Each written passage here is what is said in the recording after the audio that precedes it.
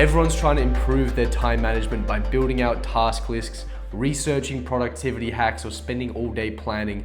But the only goal of time management is to get you the best returns on your time. That's it. And if you're spending all day trying to figure out what to do but never do anything, you're getting the worst returns on your time possible. Honestly, most people would be better off forgetting about time management completely. Over the past year, I've been able to manage my time so effectively. I've been able to build an online business, start running and run 10 marathons in 10 months, build a small personal brand, spend 4 hours a day learning Spanish to become conversationally fluent, get in the best shape of my life, and become a digital nomad, all in 1 year, spending less than 30 minutes a week planning. So many of us get caught up in the weeds and forget what we're solving for. We spend all day on this fake productivity, feeling really good, but getting nothing done. We think we're trying to get better at time management, so we solve for that. But the reality is time management is just a vehicle for you to get to your goals faster. But the only real way you can get to your goals faster is either taking more actions towards your goal or doing your current actions more effectively. Last year, I followed this extremely simple framework for time management to take more actions towards my goals and do those actions more effectively to get really good returns on my time and achieve my goals rather than achieve getting better at time management. The system follows 3 very simple steps here that will make you an absolute beast when it comes to your time. Firstly, increase your time. This gives you more base to take action off, and this is the absolute foundations. Secondly, fill your time with action. Make sure the time that you actually have, you're filling with extremely effective tasks. And then thirdly, optimize your actions. Make sure the actions that you are doing, the time you are spending working towards your goals, you're doing them extremely effectively.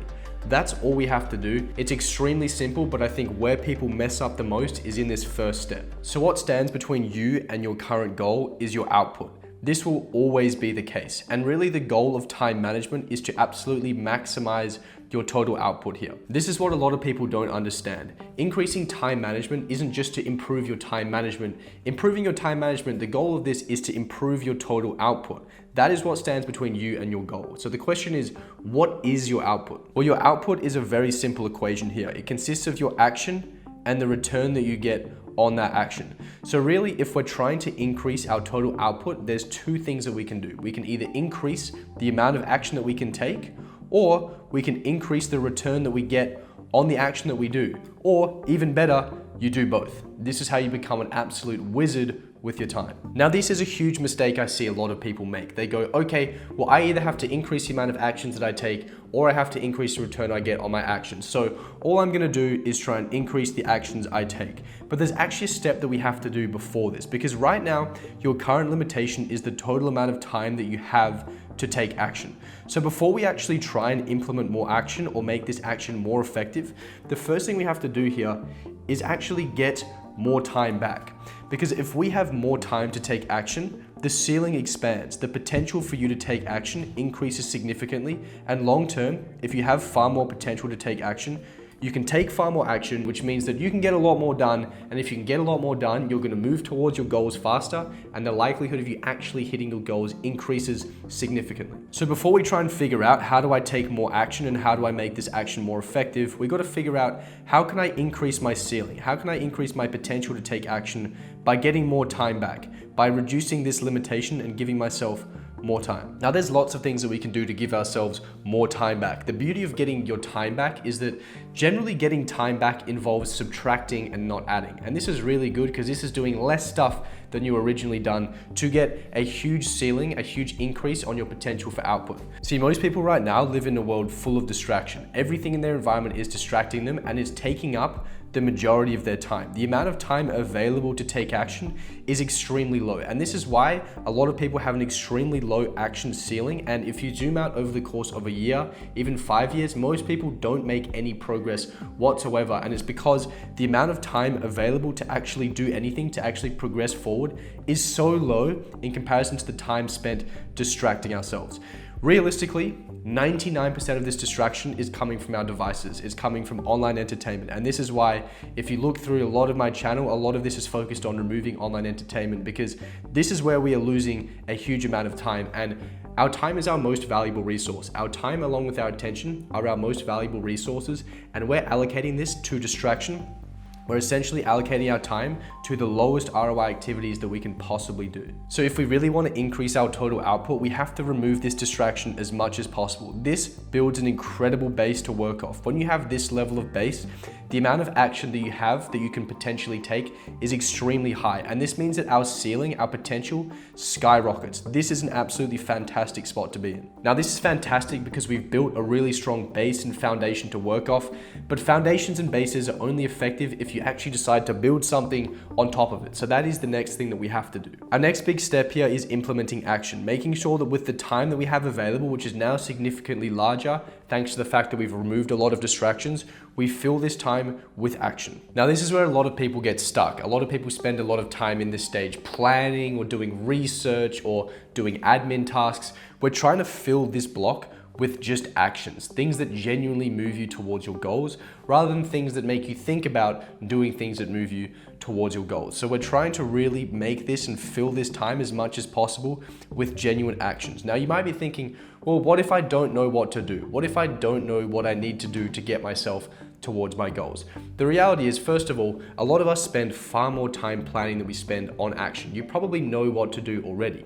If you don't know what to do, I can get you to figure that out in about 5 minutes. Go to ChatGPT, say, okay, this is what I'm trying to do. This is the goal I'm trying to accomplish.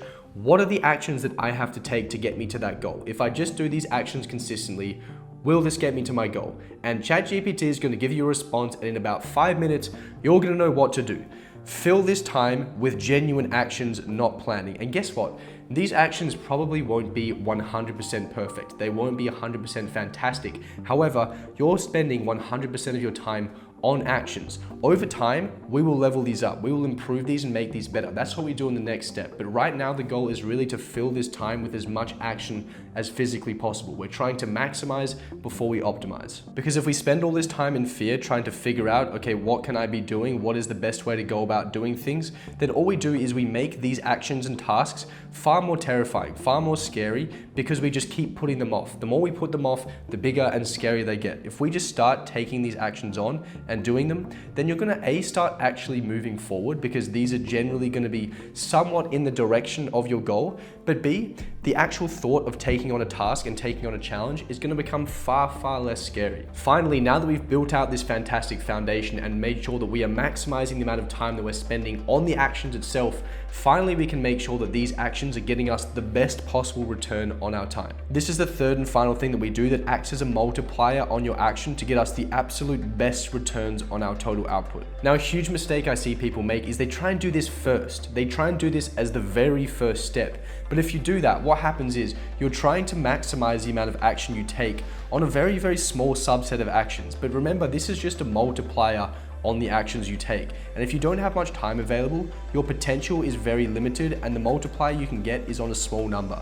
If we maximize the amount of time available to maximize the amount of action we have, we get a multiple on a much, much larger set of actions, and this compounds and expands in a big way. And the reason that we then try to make sure that we maximize the amount of action that we're taking within the time available is that if we were not filling all of this time with taking action, then what happens is you only get a multiple on the actions that you're actually taking. But if your actions are very limited, this is very similar to having a limited base in the first place. By expanding the amount of action that we were taking to the majority of the time that we had available, what we do is that when we decide to get the best returns on this action, we get a big multiple on a lot of action. And this is where we get huge returns on our time, and this is where time management gets pretty fun. The beauty of taking the action first and then optimizing later is that you have data available.